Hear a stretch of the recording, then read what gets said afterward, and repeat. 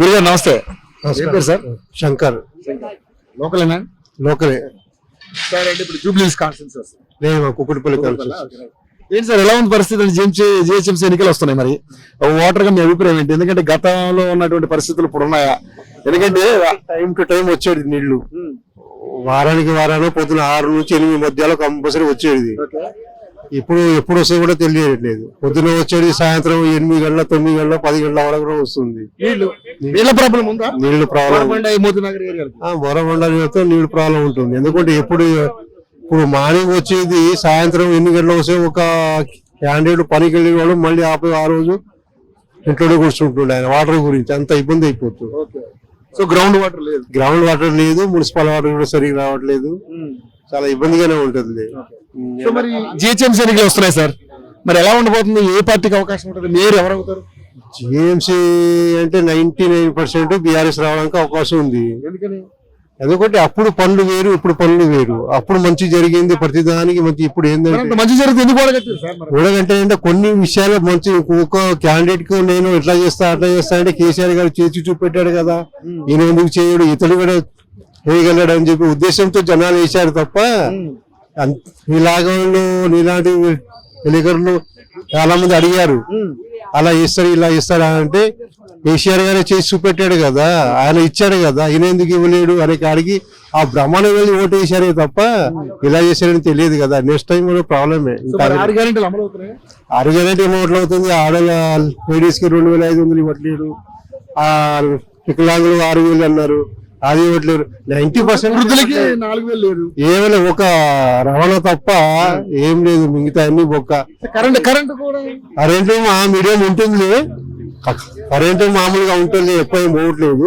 పోవడం గురించి కాదు, 24 గంటల కరెంట్ గురించి కాదు, 200 యూనిట్ల కరెంట్ గురించి. మాకైతే ఎవరికి రావట్లేదు. అది ఎవరికో వస్తుంది తప్ప నీలాంటి వాళ్ళు ఎవరికో వస్తుంది, అందరికి ఇప్పుడు ఇస్తున్నామని బ్లేమ్ అవుతుంది తప్ప అందరికి రావట్లా. సో మరి ఇప్పుడు ఉన్నటువంటి పరిస్థితులు సార్, మరి బీజేపీ కూడా లాస్ట్ టైం 40 సీట్లు కూడా గెలుచుకుంది మరి జిహెచ్ఎంసీలో. మరి ఈసారి ఎలా ఉండబోతుంది బీజేపీ? అప్పుడు ఏంటంటే కాంగ్రెస్ టీమ్ లో లేదు, అప్పుడు కాంగ్రెస్ టీమ్ లో లేదు కాబట్టి బీజేపీ బీఆర్ఎస్ ఉంది. ఇప్పుడు కాంగ్రెస్ లో టీం ఉంది, బీఆర్ఎస్ టీం ఉంది కాబట్టి బీజేపీకి అంత అవకాశం ఉంటుంది. వస్తే కాంగ్రెస్ లో కూడా బీజేపీ మరి 21 రాష్ట్రాల్లో అధికారం ఉంది. అది వేరు, జిహెచ్ఎంసీ వేరు కదా, అది వేరు. 8 స్థానాలు ఎంపీ స్థానాలు గెలుచుకున్నారు, 8 ఎమ్మెల్యే స్థానాలు కూడా గెలుచుకున్నారు కదా సార్. ఇప్పుడు ఏంటంటే కాంగ్రెస్ అధికారంలో వచ్చింది కాబట్టి సెంట్రల్ లో బీజేపీ ఉండాలని జనాలు బీజేపీకి ఇచ్చారు తప్ప ఉండాలనుకోని. కానీ బీజేపీ మీద ప్రేమగా మోడీ మీద బీజేపీ సెంట్రల్ లో ఉండాలి అని ఇచ్చారు తప్ప మిగతా ఆయన ఈసారి కష్టం. తెలంగాణ రాష్ట్రంలో బీజేపీ రావాలంటే కష్టమే, చాలా కష్టమే. అదొకటి బీజేపీ కాంగ్రెస్ బీజేపీకి అవకాశం దెబ్బకొట్టేసింది.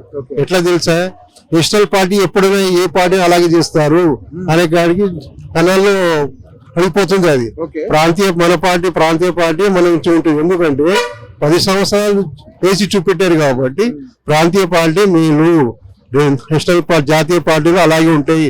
బీజేపీ వచ్చినా కాంగ్రెస్ వచ్చినా ఇలాగే చేస్తారని చెప్పేసి జనాల్లో ఫిక్స్ అయిపోతుంది అది. కాబట్టి ప్రాంతీయ పార్టీ మీద ఎక్కువ దృష్టి పెడతారు. అది ఇప్పుడు ఎస్ఐఆర్ వచ్చింది సార్, ఎలా అనిపిస్తుంది?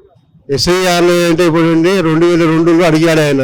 ఎస్ఐఆర్ 2002లో అడిగితే అది క్రమశిక్ష అడిగాడు, అది అడిగాడు, ఇది ఎవరికి గుర్తుండదు. అది ఇప్పుడు ఆన్లైన్ లో సరిగ్గా ఉండట్లేదు. 2002లో సీరియల్ నెంబర్ ఉండాలంటే ఎవరికి తెలుస్తుంది? లేదు కదా. అందరికి ఐడెంటిటీ కార్డు ఎక్కడ ఉంటుంది? లేదు కదా. ఎస్ఐఆర్ చాలా మంది 50% తప్పు ఇవ్వడానికి అవకాశం ఉంది, 50% రావడానికి అవకాశం. ఎందుకంటే చాలా నాలెడ్జ్ లేని వాళ్ళు చాలా మంది రాంగ్ నింపుతారు ఫాము. అది 272 ఎక్కడ ఉంది కూడా వాళ్ళకి తెలియదు. కొన్ని క్రమ సంఖ్య అడిగారు, అది రాయడానికి ఇబ్బందిగా ఉంటుంది, చాలా కష్టంగా ఉంటుంది. అది బియ్యంలో వాళ్ళు కూడా వచ్చి ఆన్లైన్ చూసి ఉందా లేదా చూసి నింపాలి. అది వాళ్ళు రావట్లా, ఇచ్చేసి వెళ్ళిపోతున్నారు. మేము పబ్లిక్ వెళ్ళి తీసుకొని వస్తున్నారు ఫామ్లు, అంతేగాని వాళ్ళు వచ్చి ఇలా నింపాలి కూడా చెప్పట్లా. అది అందువల్ల రాంగ్ పోవడానికి, తప్పు చేయడానికి చాలా అవకాశం ఉంటుంది. ఎస్ఐఆర్ కరెక్టే, అది 99%. ఎందుకంటే ఒక్కొక్క 3-4 ఓట్లు ఉంటాయి కదా. బంగ్లాదేశ్ వాళ్ళు సరే, ఇండియాలో కూడా 2-3-4 ఓట్లు ఉంటాయి. కాబట్టి జనాల విషయంలో ఎంతమంది ఉన్నారు ధనం అనేది కరెక్ట్ తెలియట్లేదు. ఇలాంటివి చేస్తే కరెక్ట్ తెలుస్తుంది, కానీ ఈ ఎస్ఐ ఫామ్ అనేది కరెక్ట్ చేసుకుంటే అది వాస్తవంగా బాగానే ఉంటుంది. థ్యాంక్ యూ గురుగారు, థ్యాంక్ యూ సో మచ్.